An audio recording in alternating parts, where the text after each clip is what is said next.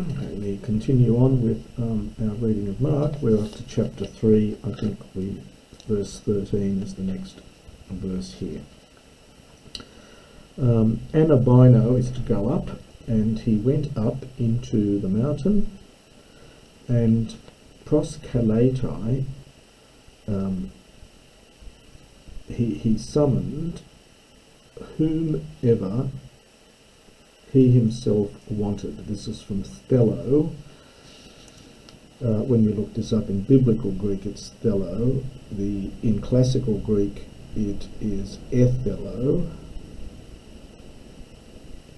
And that's why when you go into the past tense, you get this funny eta here, because it's really an augment of the original Ethello. But in biblical Greek, New Testament Greek, it's just Thello. So he invited whomever he himself wanted, and they departed to him. So they came to him. Epoiesen is the sense here is appointed, which is not the classical Greek usage of it, but it does occur sometimes in the Septuagint. So he appointed 12, and then in square brackets, because not in all the manuscripts, whom also Onomazden, so Onomasen from Onomazdo, whom he named apostles. Hina, in order that Osin is the subjunctive from Amy, that they might be with him, and in order that he might dispatch them to proclaim, that he might send them out to proclaim, hence the name apostolos, apostele, and to have, so he moves from the hina plus subjunctive now to infinitive construction, which again the grammar is very odd, and to have authority to cast out demons. And again in square brackets, and he appointed the 12. Now the epithaken is to, I give a name to. This occurs both in classical Greek and in the Septuagint. So he placed a name upon Simon. So he placed the name Petros upon Simon. So he gave the name Peter to Simon, which presumably he would have given this name in Aramaic, one supposes, because Jesus generally didn't speak Greek, and this is a Greek name. So there was him, and James, the son, we've got to understand, Huios, the son of Zebediah, and John, the brother of James, of Jacobos.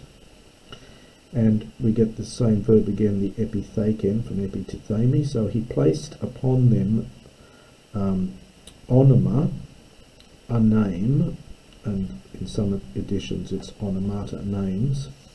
Boanerges is a very strange name. It's the first part of this is trying to reproduce the Hebrew b'ni, meaning sons of, and the second part is not quite clear. It seems to be some sort of root for vibration or thunder, but it's interpreted here as Mark, which is sons of thunder, and so that's what the word means, but the exact etymology of this second part is very odd. It's an attempt to try and put into Greek letters some Aramaic word, some Aramaic name. And Andrew and Philip and Bartholomeus and Matthias and Thomas and Jacobos and James, the son of Halphaeus, and Thaddeus and Simon. By the way, in this name Thaddeus, in Luke and Acts, he's called Judas, the son of James at this point. So it may well be that they were not quite clear in later times exactly who the 12 were. The Canaanite, so that is the Canaanite, and the name we had before, and Judas Iscariot, Again, there's great debates about exactly what this name means here. Some have tried to connect it with the Latin word for a little dagger, but anyway, I'll leave you to read the commentaries on that. So Judas Iscariot, it's normally translated, who also Paradoken from Paradidomi betrayed, handed him over, betrayed him. And present for past, so historic present, and he comes into the house.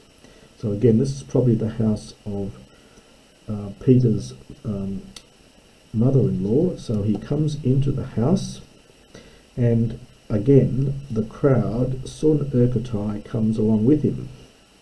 Hosti me dunasthai autos, so we get hosti plus accusative in infinitive, so that they were not able neither to eat bread. Again, very slightly odd grammar here, but that's what it is. Phagain is the aorist from esthio. Kai accusantes hoi par autoi.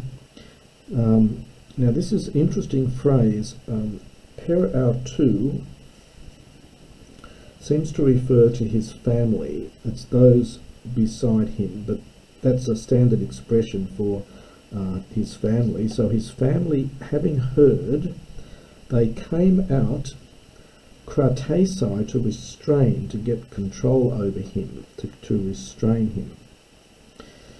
Elegongar, for they were saying that, exeste, this is from existemi, literally to stand out of yourself, but it means that he was mad, for they were saying that he is crazy, he is mad, he's out of control.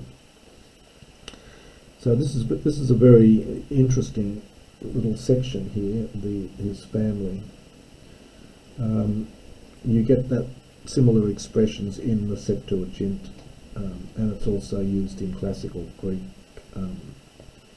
Well, the meaning of to develop this meaning of hoi parautoi into family, it begins in classical Greek, but is common in later Greek. For example, in the book of Susanna, it talks about her parents, hoi parautes. Anyway, so that's what it is. So his family came out to restrain him, for they said he's gone crazy. And the scribes, those going down from Jerusalem, from katabino, katabantes aorist participle, going down from Jerusalem, were saying that Eke Beelzebul, literally he has Beelzebul, often written as Beelzebub. The derivation is uncertain. It may mean Lord of Habitation, or perhaps Lord of the Dung Heap, which is an unkind name for idols and things. Presumably we're meant to understand this is some demon that he has here. And that he casts out the demons in, or by, probably, the ruler of demons, and by the ruler of demons he casts out demons. And Paracalasaminus autus, and having called them, Elegen, he began to speak autois to them in parables. And we get pose, and we get a question here. How is Satanas, that's nominative, how is Satan able, ekbalain, to cast out Satan? Kai ean plus subjunctive, and if a kingdom, this is from Merisdo, Meros is a part, so this is to divide, to break up into parts, so to divide. If a kingdom is divided, if hiaten, against itself, that kingdom, udunatai, is not able, stathenai, to stand. This is the aorist infinitive, aorist passive infinitive here. To stand. It's passive but active in meaning. So that kingdom is not able to stand. And if oikia, a house, against itself, meriste is divided, so if a house is divided against itself, that house, ou dunasetai, will not be able, notice this is future now, stathenai, to stand. And if Satan literally rises up against himself and is divided,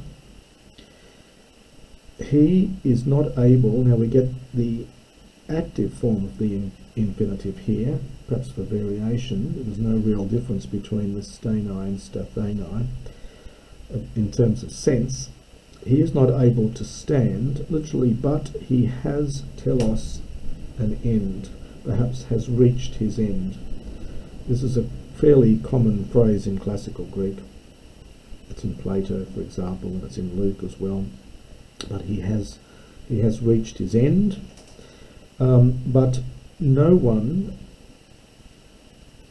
but ou dunatai, it is not possible that nobody, so Greek uses double negatives but they don't cancel out as they might in English. So no one is able, so it is not possible for anyone, we would say, having come into the house of a strong man. Now iskuros is normally an adjective, but here we have to understand a strong man. Diapasai, this is from diharpadzo. Harpadzo is to snatch. This is to steal, to snatch away. So it is not possible for anyone having come into the house of a strong man to snatch away taskue autu, his things, his possessions, which translates a very vague word, his utensils literally, so his possessions, aeon may, unless firstly, de se from deo, this is the aorist subjunctive, unless he might bind firstly the strong man, kai toti, and at that time, dia harpasse, he will ransack, is probably a good translation of that, he will ransack his house. Truly I say to you that all things will be forgiven. This is from aphiemi. This is the future passive form, will be forgiven to the sons of men. So this goes with the hamartemata. So all things, and then in apposition to panta, their sins and their blasphemies, they will be forgiven to men. As many things as they might blaspheme. Again, this is a late use of eon here, and it's odd because the antecedent of this hossa, this is neuter plural. The antecedents are feminine. Well, but this one's neuter plural. This one's feminine. So presumably, it's relating back to these sins, as many as they might blaspheme. But whoever might blaspheme with regard to the Holy Spirit, he does not have aphesis, forgiveness, eis tonai ona, literally unto the age, so in perpetuity, but he is guilty of an eternal sin. And then this very vague phrase, it's something like, we have to understand, he said this, because they were saying he has an unclean spirit. And we'll finish at that point.